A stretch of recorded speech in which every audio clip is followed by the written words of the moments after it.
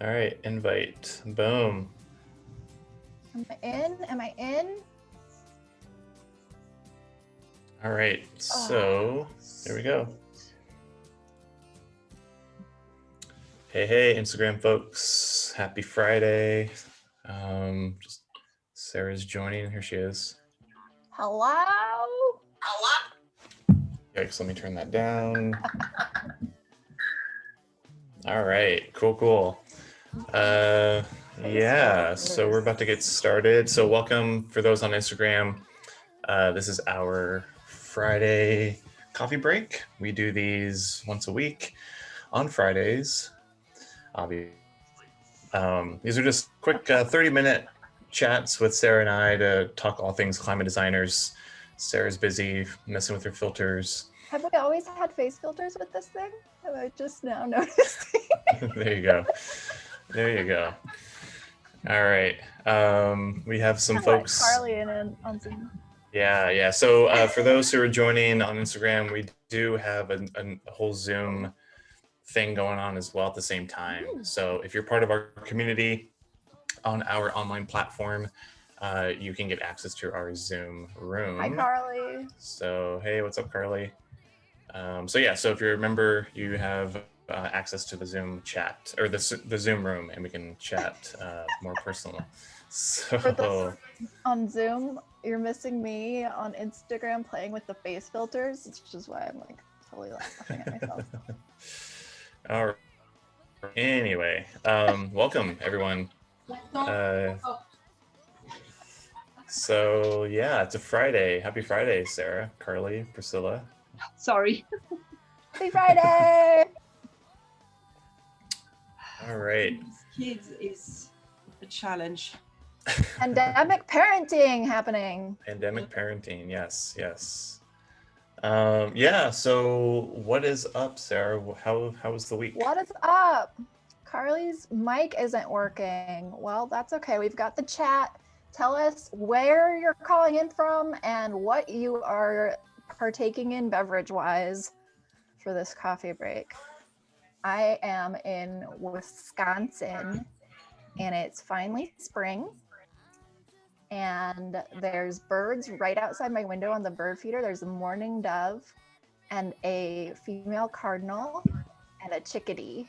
And they're just enjoying the deluxe bird seed right outside, and it's just delightful to watch. And you should take. Go ahead.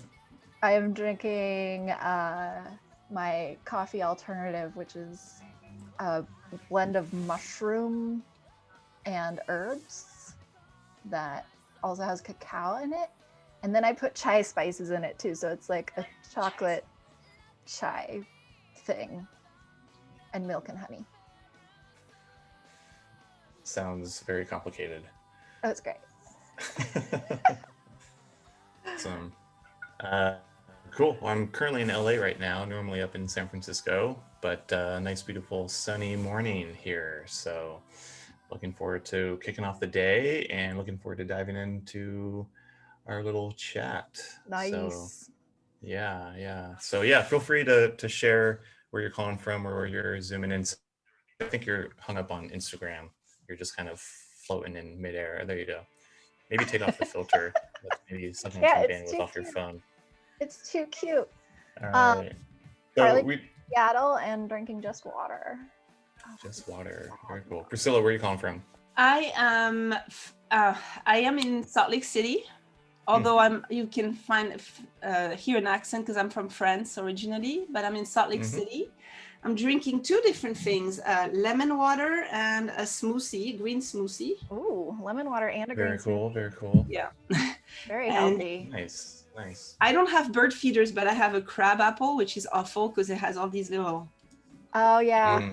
But it's like a natural bird feeder because all day long they come and nibble on the dried up apples that never fail. So it's awesome because I get to see, today is not very nice, but on nice days, they're all on that tree. Oh, cool. It's really cool. Nice. Yeah, I feel like I remember crabapple trees as like just destroying the top of your car, right? With like... we don't park under. Yes. Okay. Yeah, I remember them.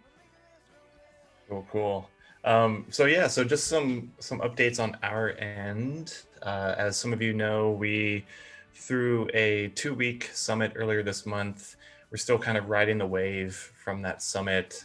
Lots of great content, a lot of new members, a lot of great connections, and we just wanted to update you all, telling you all that the replays are in fact up, and we have everything in place to watch the sessions if you in fact missed the conference. So go to climatedesigners.org/party program. And you're not just going to get the replays. You're not going to just get the recorded videos. You're going to also have access to a circle, a private circle with our attendees and others who join, who purchase the replays. So you can have your own little mini network inside of our larger Mighty network. So you'll be able to communicate with attendees and viewers of the videos to spark conversations and add comments to the videos and connect and all that jazz. So definitely check it out. Again, it's at climatedesigners.org/party program. 30 plus sessions, about 40 speakers, links to, resources and slides and things like that. So yeah, plenty of late night binge watching ahead of you with all of our sessions.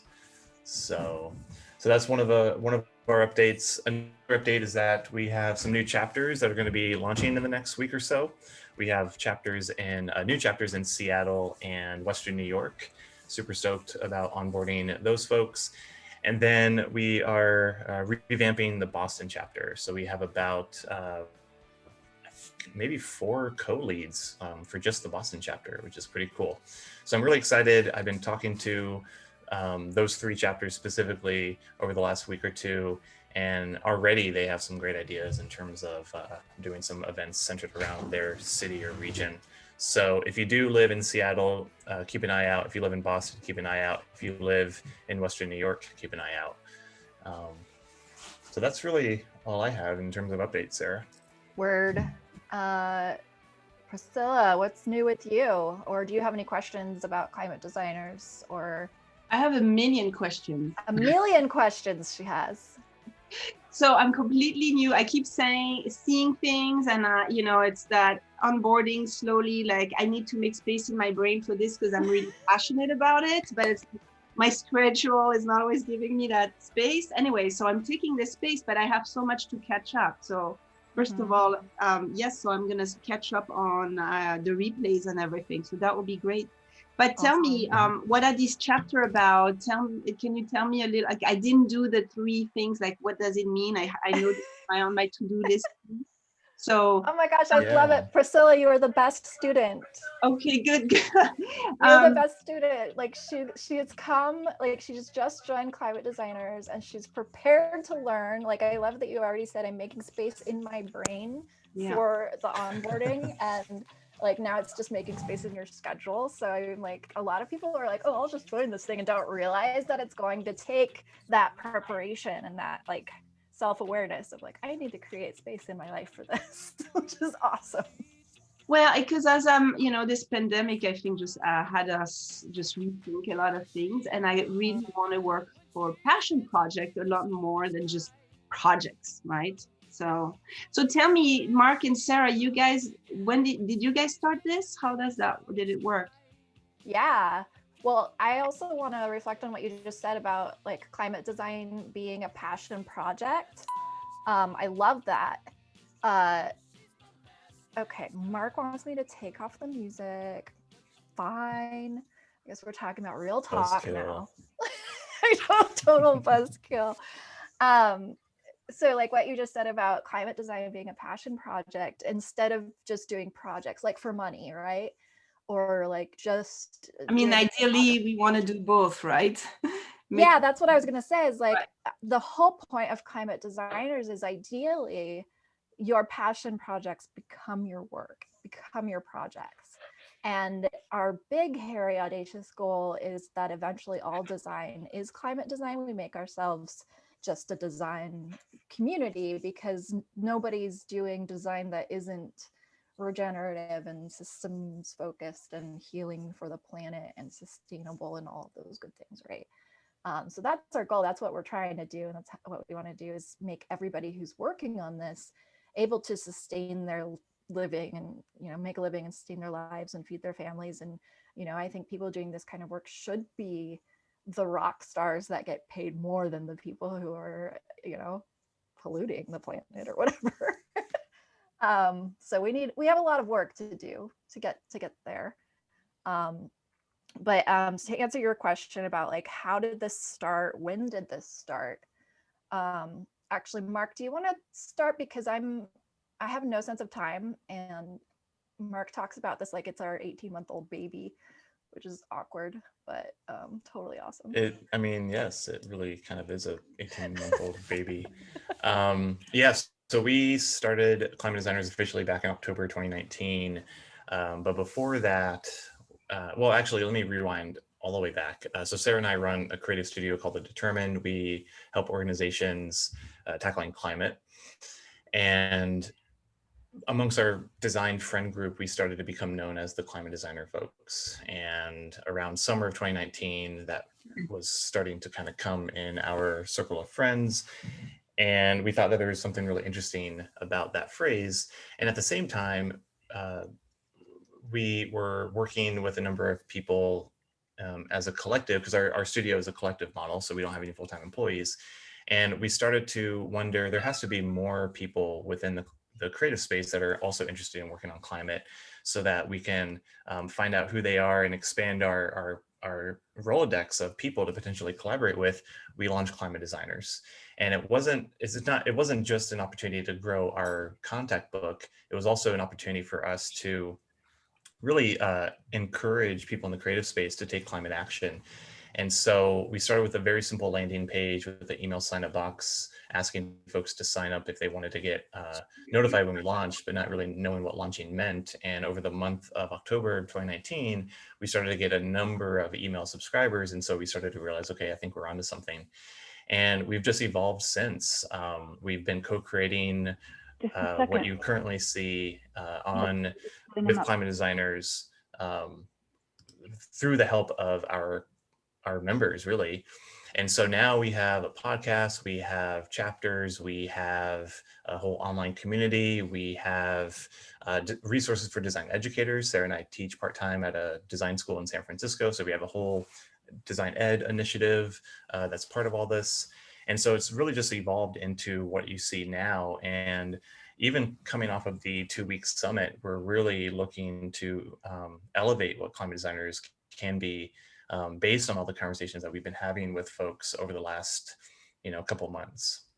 Mm-hmm. So that's kind of a general history of this whole thing. But yeah, it's really a side project that Sarah and I do outside of our client work, outside of our teaching work. Mm-hmm. So, but I'm fired up now. I want it to be a lot bigger. I think there's a lot of potential. Absolutely. Thank you. Yeah. My backstory a little bit is I worked in startups in Silicon Valley for 10 years or something as a UX designer. And, I kind of burnt out there and felt like, why am I destroying my health for businesses that, it's not my business. I don't own it. And ultimately it's contributing to pollution and ocean waste and plastic waste and stuff. We were making physical products. And so I had this, long soul searching journey of like, what can I do that makes me feel like I'm contributing to the world in a positive way while also making a living?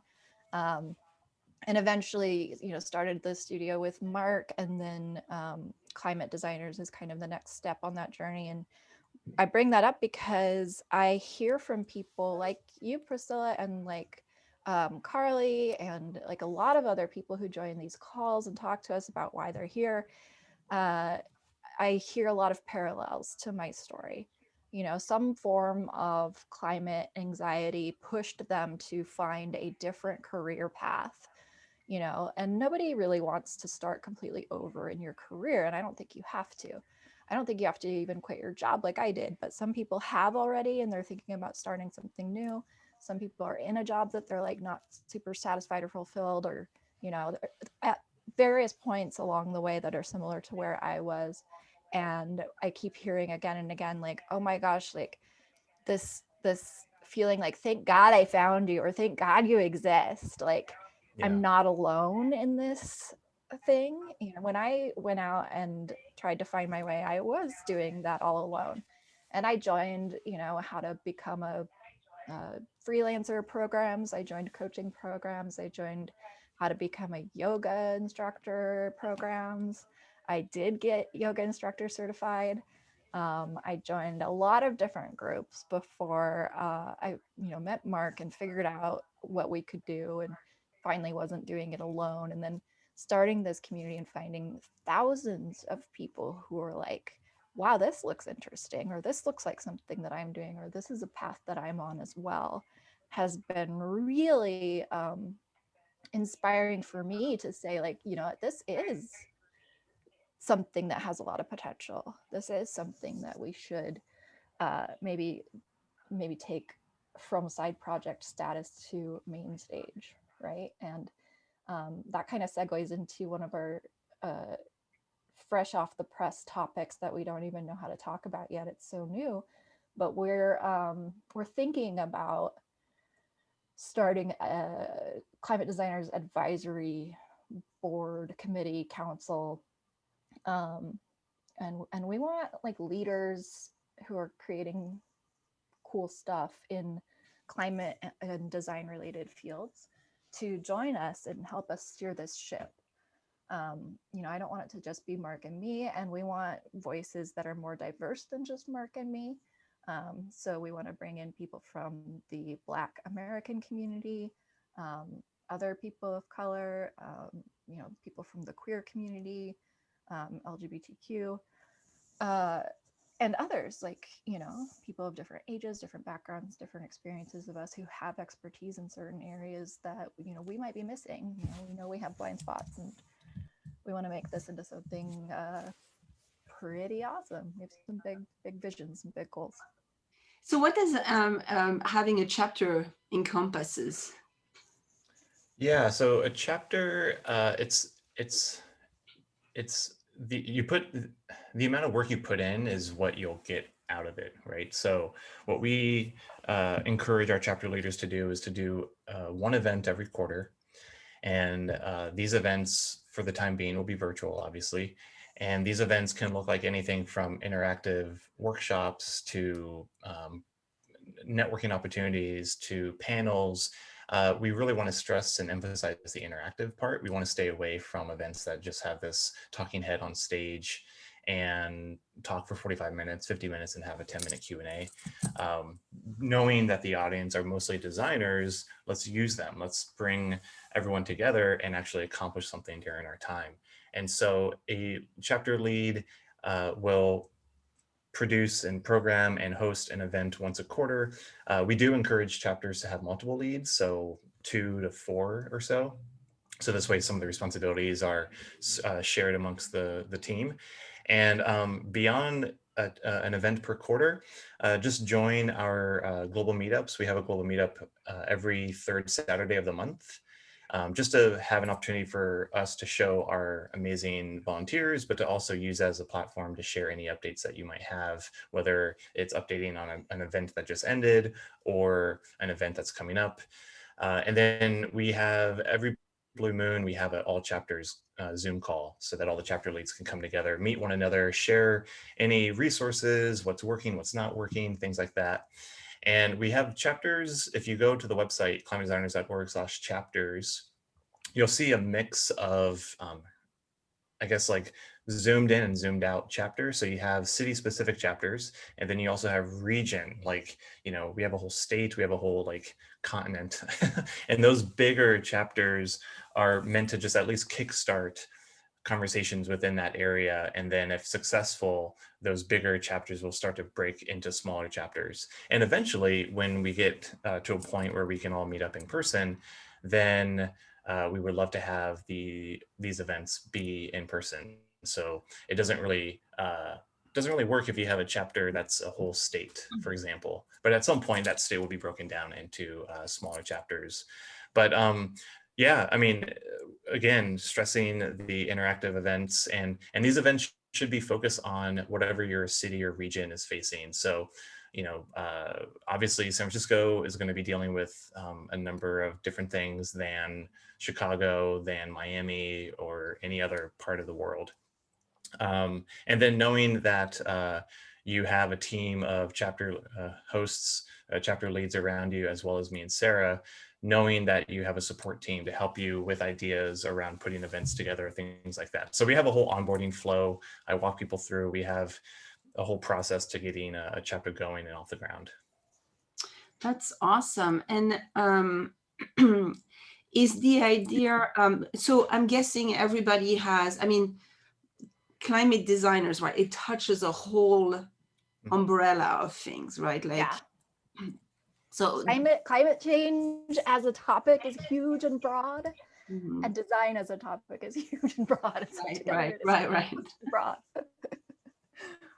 I don't want to monopolize the conversation if the other people jumping in want to talk about something else, but No, go ahead. I have I have other questions, but this is awesome. I'm so glad to have found you guys, because I'm passionate about that stuff. And on your own, it's great to have a community, because on your own, getting that machine moving is not easy. Yeah. And we can't do it alone. And that's why we need communities like Climate Designers. And that's why we're building it out. But Priscilla, if you are interested in starting a chapter, just email me and we can have a separate conversation. Yeah, absolutely. Okay. Awesome. Yeah. Very cool. So speaking of chapters, Lindsay just popped in, and she's one of the 3 leads in our Seattle chapter. Yay. Yeah, I was listening on Instagram Live. I think it's because after the event started, you can't RSVP anymore, and I joined a couple minutes late. So that's what happened. But thank you, Sarah, for dropping in the link. Priscilla, I didn't hear what area are you from? I'm in Salt Lake City, Utah. Awesome. Well, if you want to share too far ideas from at all. I'm from Boise. So. I missed that. What was that? I'm from Boise, so we're not that far. Oh, yay! You're not far. Right. I actually grew up in southern Idaho, so Boise and Utah were equidistant from me as like the nearest big cities, 4 hours away. Did you do a lot of climbing in City of Rocks? Climbing in City of Rocks? No, I've never even heard of it. Wow, it's like this huge, amazing granite formation, like some of the oldest rocks in the world that are between here and Salt Lake City. Cool. Yeah, there's a lot of, I think, volcanic, interesting natural formations and things in that area. It's kind of a high mountainous desert with old volcanic activity, I guess. Yeah, Craters of the Moon too. Yeah, Craters of the Moon is right near where I live. I just finally got some headphones, but I don't know if they're working right. Can you guys hear me okay? Yeah, but I can hear an echo, so I don't know if your sound is coming through your headphones. I had a bunch of headphones issues earlier before this meeting too, so I can relate. I'm wearing these old ones that really hurt my ears. Okay. So I wanted to just add something, because during the whole climate designers party that we had, I kept saying that, the only thing that I felt uncomfortable about was the fact that climate didn't seem to encompass things like plastic pollution so much. Well, I kind of had an epiphany, and I thought, well, maybe I'm just thinking about climate. My definition of climate is too narrow.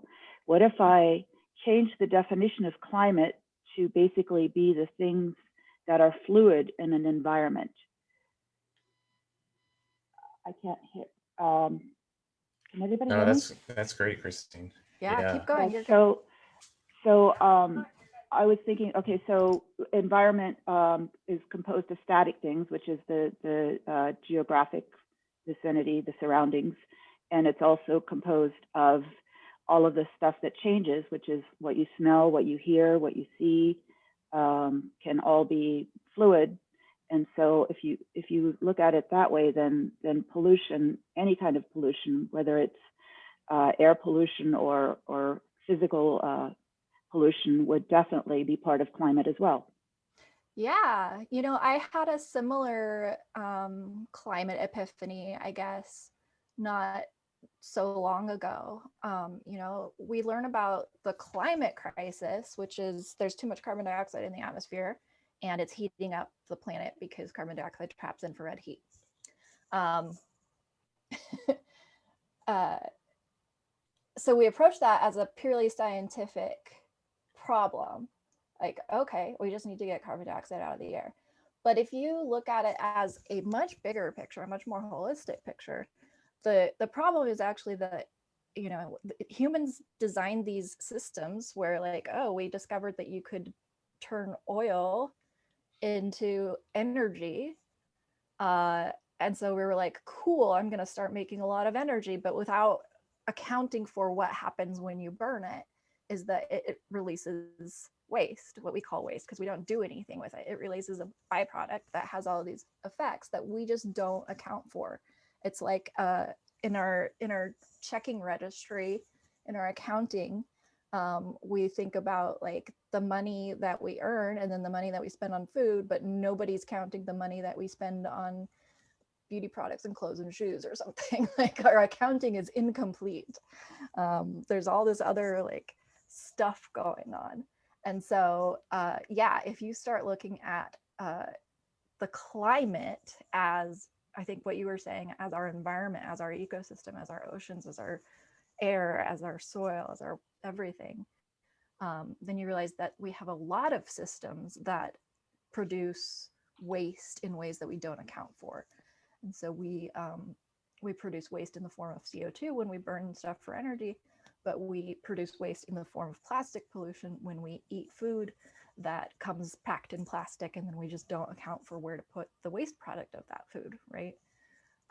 And a billion other ways. When we farm, we just take the plants out of the ground without accounting for all of the harms that the pesticides we're putting on our farms are doing to the environment. And you're absolutely right. Like when you start to think about the whole thing as a system, as an ecosystem, it's all related and it's much, much bigger than these simple equations that we try to break things down into. And I think we're just like, as a species developing technology, we're like in this awkward teenage phase where we think we're pretty cool because we learned to do some cool stuff like make massive amounts of energy really fast, but it's incomplete. We have a lot of maturing to do before these systems are actually cool. They're really not cool right now. I like that. Yeah, we're the dumb teenage kid fucking up shit, not learning, not realizing what we're doing until, you know, until we're going to be much older and then realize, oh yeah, maybe I shouldn't do that thing. Yeah. So what's needed right now is a very kind of humble reckoning of like, oh, I screwed up. The human me as a species. But we can't, you know, we can't take everything on our shoulders because it's a past generations. They, you know, like that's the thing, right? So, well, but I think this is awesome. Is like Gen X and Z and whatever we are. But like now, it's like people are conscious. Yeah. Now we know. Yeah. Well, I have to hop off. I'm really sorry. I have to hop off, but I'm so glad I met everybody, and I'll be back and I'm going to do my homework. Priscilla. Nice to meet you, Priscilla. Thank you all. Our star student.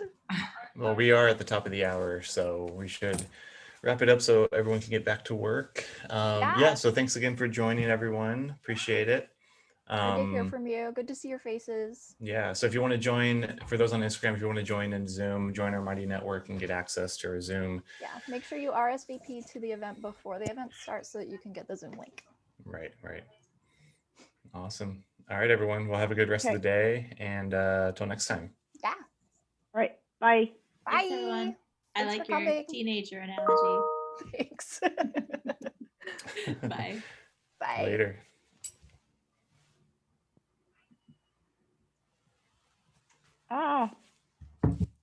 Still on. Hi. Hi. Sorry. I'll get